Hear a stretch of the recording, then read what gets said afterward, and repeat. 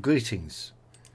This is a transcript from a video I made in German on April 29th, 2021, where I had a profound mythical experience. I will try to transcribe it in the get-go, a first time, because it was so that I wanted my friends, who are more abroad than in my own language, at least on these important pathways of the spirit.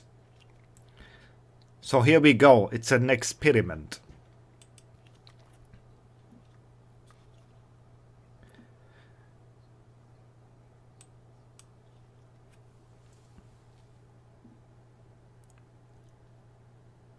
At that day, I had listened to the wonderful music of Tchaikovsky's Hymn of the Cherubim, and I remember an experience which I had that day.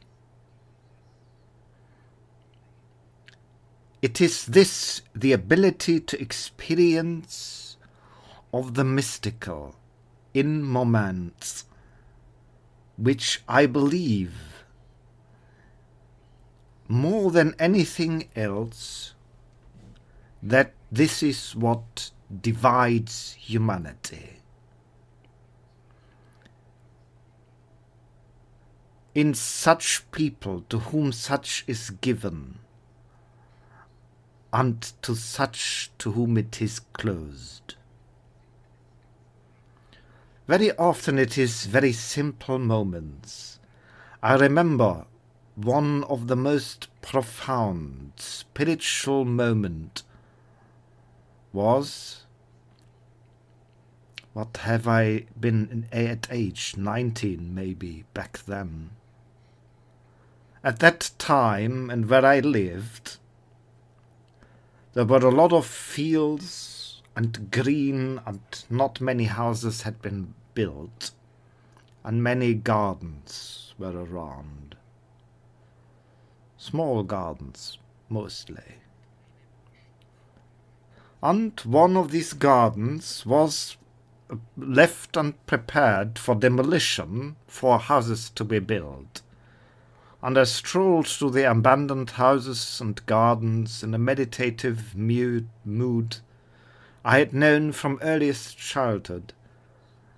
And all of a sudden I stood in front of an apple tree, and for reasons I cannot explain, I was like filled with the presence of the divine from one moment to the other.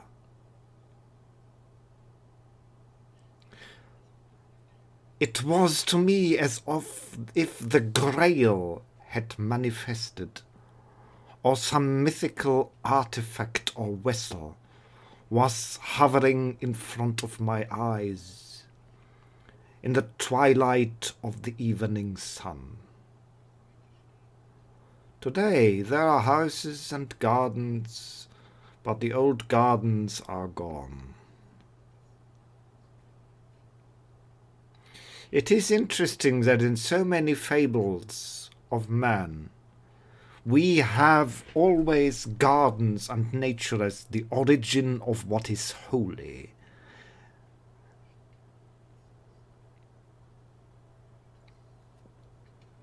We know this in Germanic myth from the holy tree of Yggdrasil, from which holding the world together.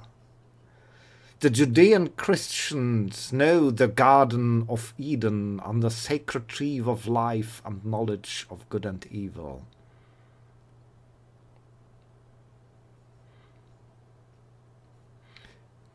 This is something special, nature and experiencing nature, which makes the mythical experience, which has become strange and alien to us. Today I was at my physiotherapy for my back at the afternoon, And so probably I was going home in a more relaxed mood. I know I went out and I smelled, like my grandmother could, I smelled a weak smell of soon coming rain. I got into the first bus, got off, changed on a station, waiting for another bus. And as I stood there, from one moment of another, it was from a little bit of drop suddenly becoming like a torrent of rain, like a monsoon in Asia, pouring down on me. Who knows Asia? There are these incredibly strong types of rain. They call them monsoon or monsoon.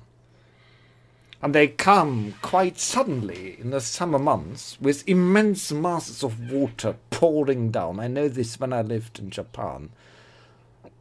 Even though it was not hot, but it is warm, so I was lightly dressed. 21 degrees Celsius. And so suddenly I stood at a bus stop. It was as if heaven itself had cracked open, and within a minute, from 1 second to the other, the rain was from 0 to a torrent. Everyone else in that instant ran to the bus house where you could find shelter from the rain. And I remembered a minute in a movie called V for Vendetta. A film which really impressed me back then for many reasons. And there is a scene in that film where the main character, or one of the two main characters, and don't want to go into all the details of the film, she comes just out of the torture chamber. I can't say now why, because it would spoil the content. It's not relevant. She comes out of the torture chamber onto a balcony. Her hair is all shorn away to 2 millimeters, and she's just clothed with a bare piece. And after weeks of torture, she goes out to the balcony. It is raining, pouring, and she raises her hand and sighs these magical, holy words, God is in the rain. And this was echoing through my mind when I stood there, seeing the others flee into the small bus house. But I felt the presence of God in the drops of the rain, and I let it rain upon me. I felt so grateful for having had this transcendental experience.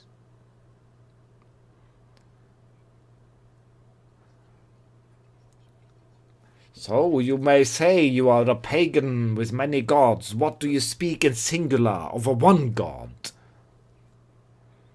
But there was a dream called the God Child, which I had many years ago, in which God appeared to me in that appearance like a young boy, a little bit like the little prince.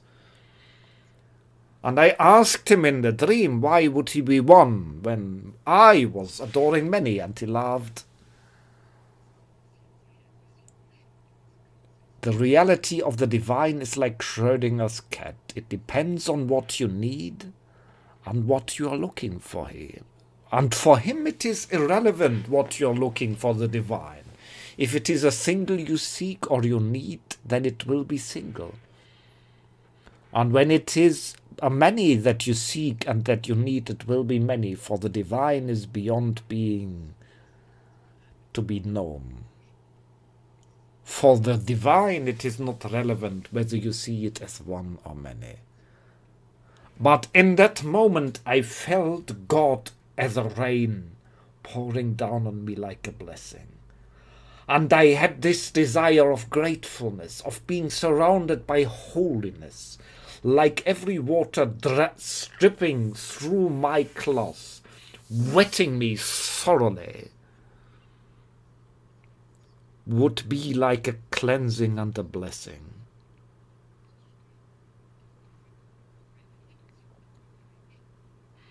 The interesting thing is the bus came then, and wet as I was, I stepped into the bus.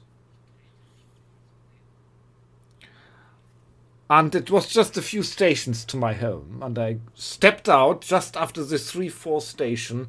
The rain had entirely vanished, and all the heaven was shining, and the sun shone upon me. And I looked in 2 directions, out of the city into the green where the sun was setting in the east, in the west, and it was bright. And to the east, where the city was, all in grey and gloomy, where this rain still was moving. And it was like such a deep, profound parable. Like the darkness of the cities, of modern cities that we have built.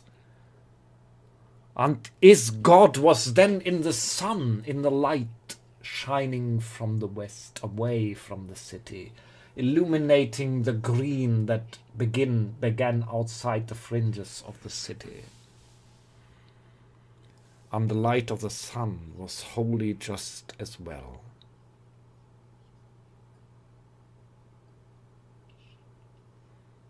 These things are a gift. They are not what we deserve. Sometimes they are not even what we have sought.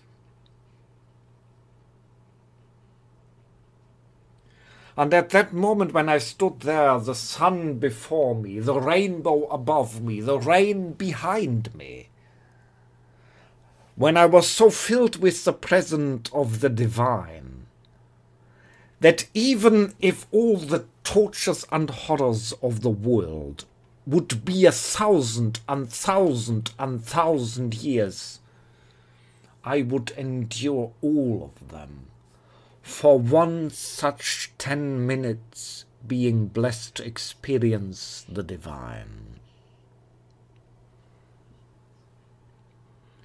But I also thought it would be so sad that humanity is thusly divided into 2 kinds of people. That some are given the gift of blessing to have the certainty of God, and to others to whom it is not given. And I pondered that mystery for many a day thereafter. This is not about rituals or religions or cults or actions or anything you do. In this transcendent mystical moments, you do not believe. You know because God is with you. I have tried in many of my years to explain how that is, that mystical moment when suddenly God comes to you. Through dreams and meditations, through spontaneous experiences like this. I cannot tell you how to get there. I know there are people who seek it and could not find it. Why that is so, I am unable to say. Perhaps the task to that is given in certain reincarnations, and in other reincarnations a different task is given. Or like in a tribe, there is someone is a shaman or a druid, and others have other tasks.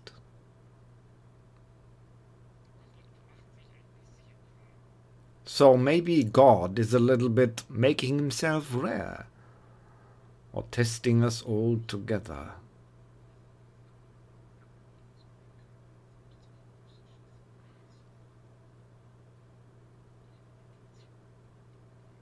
Now you can do a lot of things. You can meditate, you can do rituals, you can do retreat.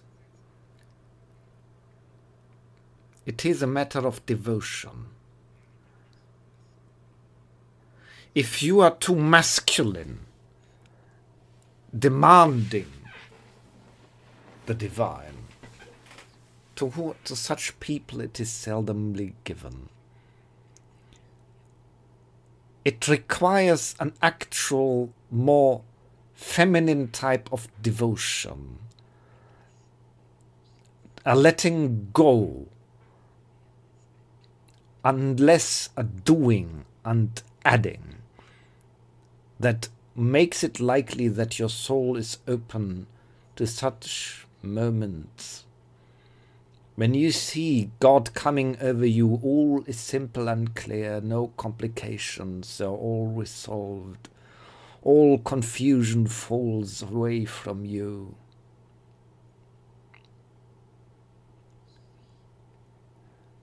You have to remember these small, short moments to guide us through the dark time. And that is all that I have to say about this. Good night.